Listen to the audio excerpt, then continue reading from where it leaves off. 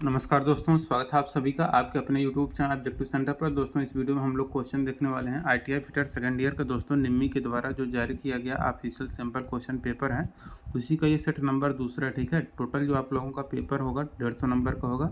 Total इसमें आपके 75 प्रश्न रहेंगे, प्रत्येक क्वेश्चन 2-2 नंबर के रहेंगे। किसी भी प्रकार का निगेटिव मार्किंग इसमें नहीं रहेगा। ठीक है, अब यहाँ पर दोस्तों देखा जाए तो यहाँ पर पहला क्वेश्चन यहाँ पर ट्रेड थ्योरी का आ जाता है, जो कि दोस्तों आपको ट्रेड थ्योरी का जो टोटल क्वेश्चन देखने को मिलेगा वो आपको 38 क्वेश्चन देखने को मिलने वाला है। ठीक है, यहाँ पर पहला क्वेश्चन कह रहा है कि आकार के निर्माण के लिए स्लिप गेज को एक साथ जोड़ने की क्रिया को क्या कहते हैं। तो देखिए, आकार के निर्माण के लिए स्लिप गेज को एक साथ जोड़ने की प्रक्रिया को दोस्तों हम लोग कहते हैं व्रिंगिंग। तो यहाँ पर आपका व्रिंगिंग करेक्ट आंसर हो जाएगा। इसके बाद यहाँ पर दोस्तों दूसरा क्वेश्चन कहा गया है कि साइन बार बनाने के लिए किस मटेरियल का उपयोग किया जाता है। तो देखिए, साइन बार बनाने के लिए दोस्तों हम लोग जो मटेरियल यूज करते हैं वह स्टेबलाइज्ड क्रोमियम स्टील होता है। यहाँ पर आपका चौथा करेक्ट आंसर हो जाएगा। ठीक है, उसके बाद दोस्तों यहाँ पर तीसरा क्वेश्चन कहा गया कि साइन बार की विशिष्टता क्या है। तो देखिए, साइन बार की विशिष्टता होती है दोस्तों कि रोलर के केंद्र बिंदुओं के बीच की दूरी होती है, यही होता है साइन बार का स्पेसिफिकेशन। अब इसके बाद यहाँ पर चौथा क्वेश्चन कहा गया कि साइन बार के साथ जांच करते समय कौन सा ट्रायंगल का कर्ण बनाता है। तो देखिए, साइन बार के साथ जांच करते समय जो त्रिभुज का कर्ण बनता है वो दोस्तों आपका रहता है साइन बार की लंबाई। तो साइन बार की लंबाई आपका करेक्ट आंसर हो जाएगा यहाँ पे। पांचवा क्वेश्चन यहाँ पर कहा गया है कि सतह की गुणवत्ता मापने वाले उपकरण का नाम क्या है। तो देखिए, सतह की गुणवत्ता मापने वाला जो उपकरण होता है ये आपको चित्र में जो दिखाया गया है यह आपका दोस्तों कहलाता है मैकेनिकल सरफेस इंडिकेटर। ठीक है, तो यहाँ पर आपका चौथा करेक्ट आंसर हो जाएगा मैकेनिकल सरफेस इंडिकेटर। अब यहाँ पर पांचवा क्वेश्चन कहा गया कि ऑनरिंग ऑपरेशन की बड़ी मात्रा के लिए मैनुअल स्ट्रोकिंग क्यों पसंद की जाती है। तो देखिए, ऑनरिंग ऑपरेशन में बड़ी मात्रा के लिए मैनुअल स्ट्रोकिंग जो पसंद की जाती है वो किया जाता है दोस्तों कम टॉलरेंस रखने के लिए। ठीक है, तो यहाँ पर तीसरा करेक्ट आंसर हो जाएगा कम टॉलरेंस रखने के लिए। सातवां क्वेश्चन कहा गया है कि प्रिसीजन टूल रूम अनुप्रयोगों के लिए किस ग्रेड के स्लिप गेज का उपयोग किया जाता है। तो प्रिसीजन टूल रूम अनुप्रयोगों के लिए जिस ग्रेड का स्लिप गेज यूज किया जाता है वो रहता है आपका ग्रेड फर्स्ट का। ठीक है, तो यहाँ पर आपका तीसरा करेक्ट आंसर हो जाएगा ग्रेड फर्स्ट। 8 नंबर का क्वेश्चन कहा गया है कि स्लिप गेज ब्लॉक बनाने के लिए किस मटेरियल का यूज किया जाता है। तो स्लिप गेज ब्लॉक बनाने के लिए दोस्तों जो हम लोग मटेरियल यूज करते हैं वह रहता है हाई ग्रेड स्टील। यहाँ पर आपका तीसरा करेक्ट आंसर हो जाएगा हाई ग्रेड स्टील।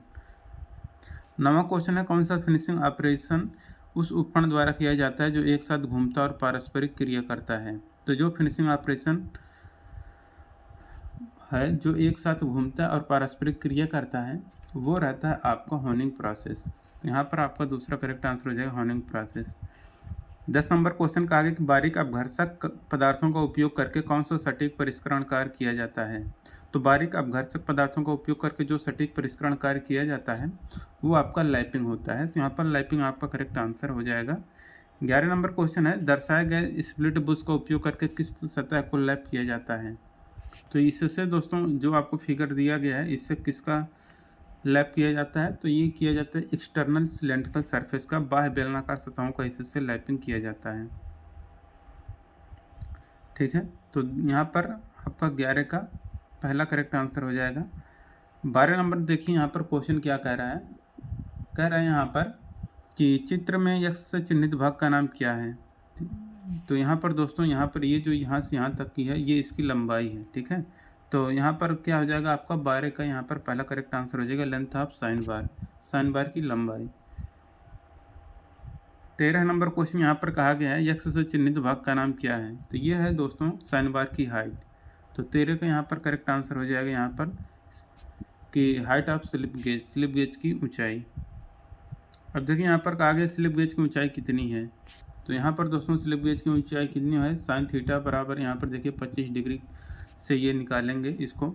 यहाँ पर 14 का यहाँ पर दूसरा करेक्ट आंसर हो जाएगा 42.26 यहाँ पर करेक्ट आंसर हो जाएगा। ठीक है, निरीक्षण के लिए किस ग्रेड के स्लिप गेज का उपयोग किया जाता है। तो देखिए, निरीक्षण के लिए जिस ग्रेड के स्लिप गेज का हम लोग यूज करते हैं वो रहता है आपका 0 ग्रेड एक्यूरेसी। तो यहाँ पर 15 का दूसरा करेक्ट आंसर हो जाएगा ग्रेड 0 एक्यूरेसी। 16 नंबर क्वेश्चन है कि आंतरिक बेलनाकार सतहों की प्रोफाइल को सही करने के लिए अपघर्षक छड़ियों के साथ कौन सी प्रक्रिया की जाती है। तो आंतरिक बेलनाकार सतहों की प्रोफाइल को सही करने के लिए अपघर्षक छड़ियों के साथ जो प्रक्रिया की जाती है वो रहता है आपका होनिंग प्रोसेस। तो होनिंग प्रोसेस यहाँ पर दूसरा आपका करेक्ट आंसर हो जाएगा। 17 नंबर क्वेश्चन यहाँ पर देखिए कहा गया है कि सभी अपघर्षक पदार्थों में सबसे कठोर पदार्थ कौन सा होता है। तो सभी अपघर्षक पदार्थों में जो सबसे कठोर पदार्थ होता है वह आपका रहता है डायमंड यानी कि हीरा। अब इसके बाद यहाँ पर 18 नंबर क्वेश्चन है, दिखाए गए उपकरण का नाम क्या है। तो ये जो आपको दोस्तों उपकरण दिखाया गया है, यह उपकरण दोस्तों आपका कहलाता है स्लिप गेज होल्डर के साथ हाइट गेज। समान कार्यशाला में किस ग्रेड के स्लिप गेज का उपयोग करते हैं। तो देखिए जनरल वर्कशॉप जो होता है उसमें जो हम लोग गेज यूज करते हैं वह ग्रेड सेकंड एक्यूरेसी यूज करते हैं। 20 नंबर क्वेश्चन है कि निरीक्षण के लिए प्रयुक्त स्लिप गेज ग्रेड का नाम क्या है। तो निरीक्षण के लिए प्रयुक्त स्लिप गेज ग्रेड का जो नाम होता है वो रहता है आपका ग्रेड 0। तो यहाँ पर ग्रेड 0 आपका करेक्ट आंसर हो जाएगा। 21 नंबर क्वेश्चन है कि एक्स से चिन्हित भाग का नाम बताना है। तो यहाँ पर दोस्तों ये जो एक्स से चिन्हित भाग दिखाया गया है यह आपका कहलाता है प्रोटेक्टर स्लिप। तो प्रोटेक्टर यहाँ पर स्लिप आपका करेक्ट आंसर हो जाएगा।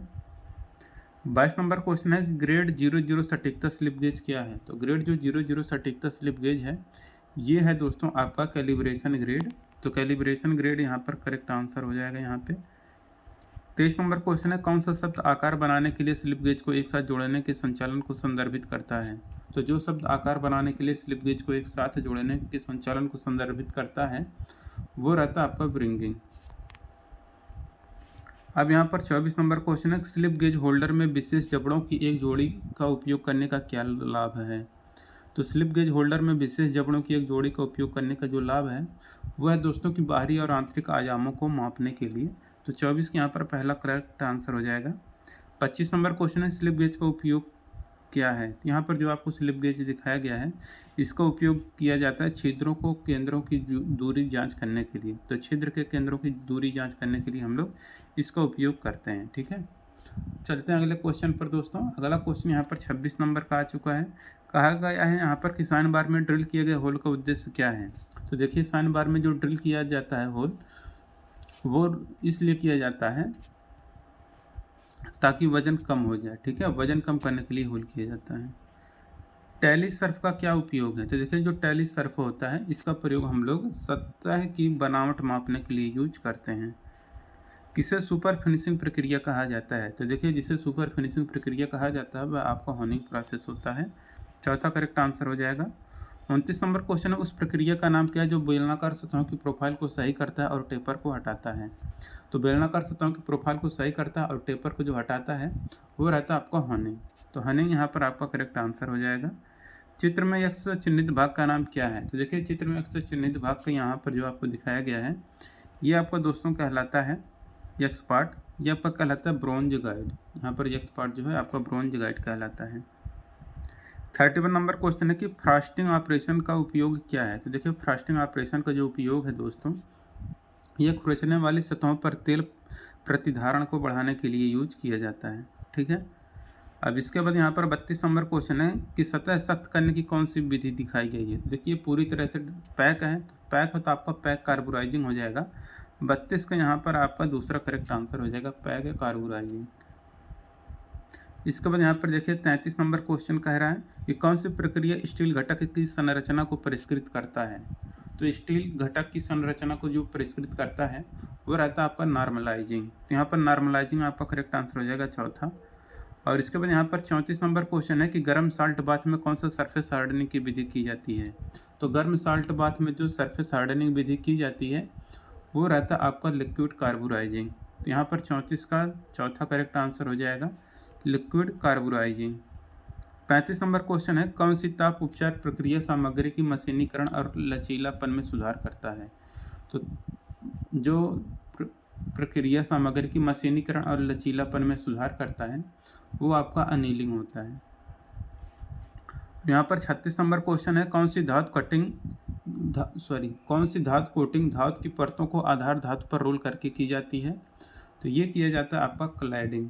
तो क्लैडिंग आपका करेक्ट आंसर हो जाएगा। 37 नंबर क्वेश्चन है शाफ्ट कीवे पर किस प्रकार की कुंजी लगाई जाती है। तो देखिए शाफ्ट कीवे पर जिस प्रकार की कुंजी लगाई जाती है वह आपका फीदर की होता है। यहाँ पर आपका फीदर की करेक्ट आंसर हो जाएगा।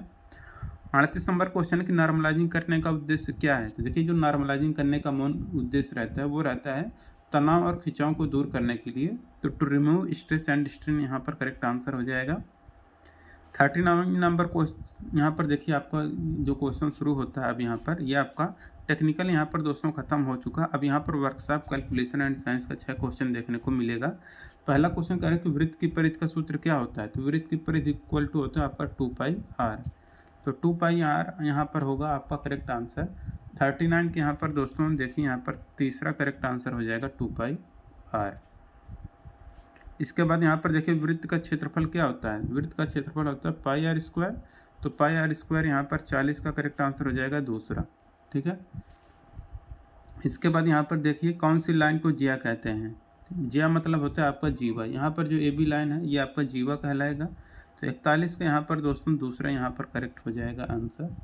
ठीक है। इसके बाद यहाँ पर देखिए 43 नंबर क्वेश्चन है। ये तो 41 हो गया। 42 नंबर क्वेश्चन है, कौन सा प्रतिबल है। तो देखिए एक प्लेट यहाँ पर लेफ्ट साइड खींचेंगे, एक राइट साइड खींचेंगे, तो यहाँ पर जो आपका रिवेट लगा ये कटेगा, यानी कि शियर करेगा। तो यहाँ पर कर्तन प्रतिबल होगा। तो 42 के यहाँ पर दोस्तों आपका तीसरा करेक्ट आंसर हो जाएगा शियर स्ट्रेस या कर्तन प्रतिबल।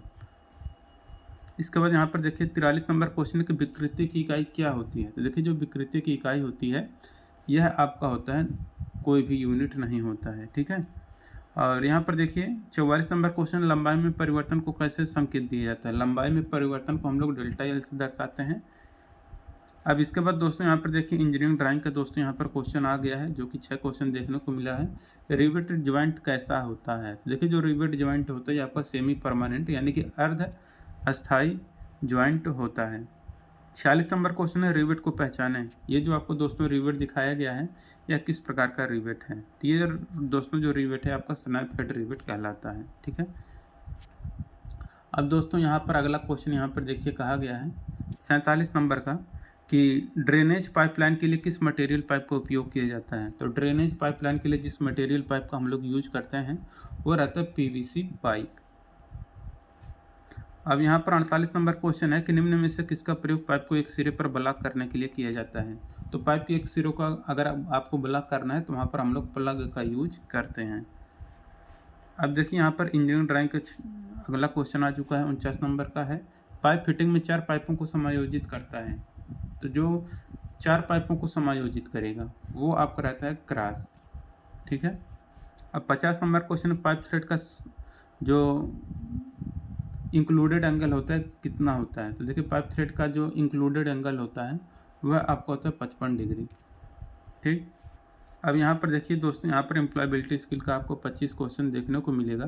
पहला क्वेश्चन कहा कि मानसिक और शारीरिक गतिविधियों के बीच संतुलन बनाए रखने में कौन हमारी मदद करेगा। तो मानसिक और शारीरिक गतिविधियों के बीच संतुलन बनाए रखने में जो हमारा मदद करता है वो हमारा हॉबीज होता है। तो हॉबी यहाँ पर करेक्ट आंसर हो जाएगा। 52 नंबर क्वेश्चन है कि एक अच्छे बायोडाटा के लिए जिन महत्वपूर्ण कारकों की जांच करनी चाहिए वे कौन सी हैं।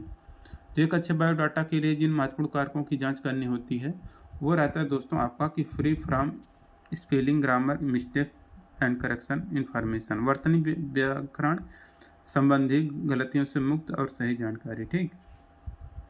53 नंबर क्वेश्चन है कि role model people are follow them. तो देखिए जो रोल मॉडल होते हैं ये क्या होते हैं कि इंस्पायर होते हैं, इंस्पायर पीपुल होते हैं।